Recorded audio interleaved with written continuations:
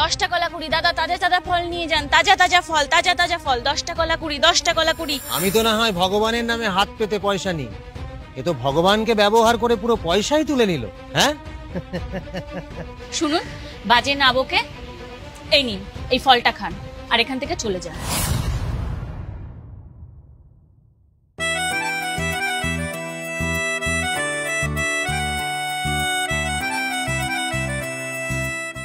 Bomb ভোলে, একটু ফলাহার করা তোমা। হ্যাঁ বসুন, আমি দিচ্ছি। আরে বাহ, ওই দেখ ওখানে ভগবানের নামে একবারেই এত টাকা ইনকাম, আর এখানে তুই দোকানে কত কিছু রেখেছিস, আর ওখানে রয়েছে শুধু একটা পাথর আর সরা, তাও আবার রাস্তা থেকে তোলা। এখন শুধু কাস্টমার আসার অপেক্ষা। ওই দেখ এসে গেছে কাস্টমার, অথচ তুই সকাল থেকে এখানে এত কষ্ট করছিস, কিন্তু তোর এই দোকানে মাছি আর আমি ছাড়া কেউ আসেনি। হ্যাঁ শুনুন, বাজে না বকে এই নিন, এই ফলটা খান আর এখান থেকে চলে যান। বম ভোলে, বম ভোলে। আমি তো চলেই যাবো রে মা, কিন্তু তুই নিজের চোখে তাকিয়ে দেখ, ওদিকে কাস্টমাররা এসে 2 হাত ভরে পয়সা দিচ্ছে, আর এখানে তোর নিজের দোকান থাকা সত্ত্বেও তুই নিজের দোকানে একজন ভিখারি কাস্টমারকে নিজের হাতে এনে ফল দিচ্ছিস।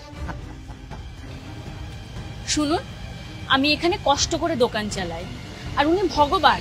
ওখানে মানুষ আসছে শ্রদ্ধার সাথে, ভগবানকে নিজের ইচ্ছা মতন দান করছে। দুটোর মধ্যে না যথেষ্ট তফাৎ আছে। কিসের তফাৎ? আরে ওটাও তো ব্যবসা, মানুষ স্ব ইচ্ছায় আসছে, প্রণাম করছে, মাথা ঠুকছে আর টাকা দিচ্ছে।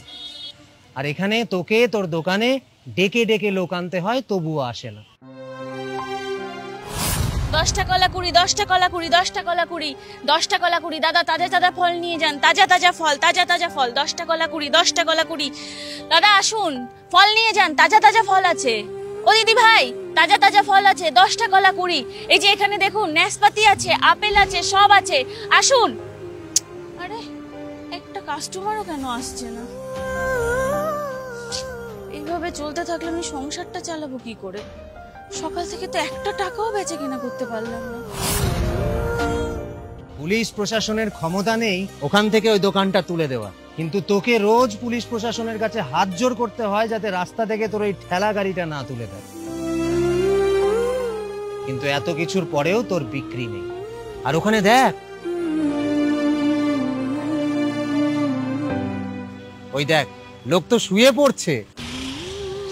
ওখানে লোক আসছে কারণ ওখানে ভগবান আছেন, আর এটা তো আমার নিজের ব্যবসা। এই ব্যবসা চালাতে গেলে আমাকে নিজেদের একটু কষ্ট করতেই হবে। আরে বাস, একদিনে এত টাকা? আরে দেখ দেখ,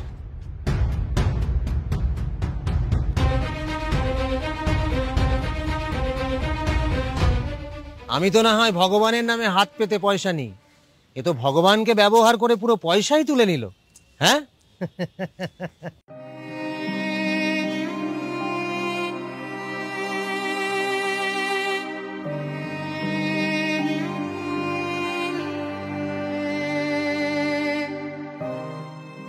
এই নাও, এই টাকাটা শুনো।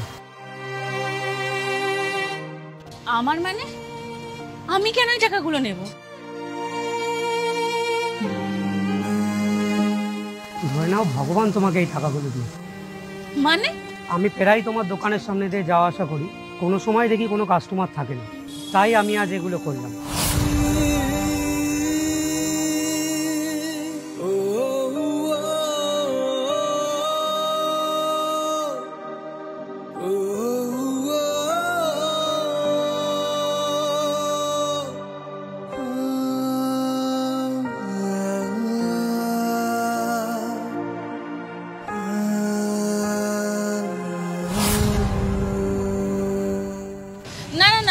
আমি এই পয়সা নিতে পারবো না। মানুষ নিজের ভক্তি, শ্রদ্ধা, বিশ্বাস দিয়ে এই পয়সাগুলো দিয়েছে। আমি এই পয়সাগুলো কিছুতেই নেব না। এ তুই কি বলছিস মা? তুই কষ্ট করে রোজগার করছিস, তুই তো আর আমার মতো ভগবানের ভরসায় বসে নেই। দেখ, ভগবান তাদেরকেই সাহায্য করে যারা কঠিন পরিশ্রম করে। তাই তো ভগবান ওনাকে পাঠিয়েছে তোকে সাহায্য করতে। শোন, ভগবান পাথরে নয়, মনে বাস করে। যারা যারা ওখানে প্রার্থনা করেছে, ভগবান নিশ্চয়ই তাদের মনস্কামনা পূর্ণ করবে। আজ ভগবান তোকে সাহায্য করার জন্য নিজেই পাথর হয়ে গাছের নিচে বসেছে। তুই টাকাগুলো নে। কিন্তু আমি কষ্ট করে নিজে রোজগার করে সংসার চালাতে চাই। ভালো তো, বললাম না, ভগবান তাদেরকেই সাহায্য করে যারা কঠিন পরিশ্রম করে, অন্ধভক্তিকে নয়। এই আমাকেই দেখ না, আমার হাত পা সব ঠিক আছে, তাও আমি মানুষের কাছ থেকে হাত পেতে ভিক্ষা নিই।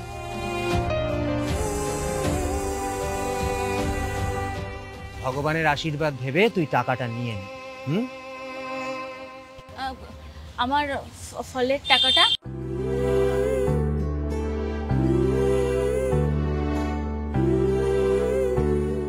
ধরে নে তুই এটা ভগবানের কাছে প্রসাদ দিলি।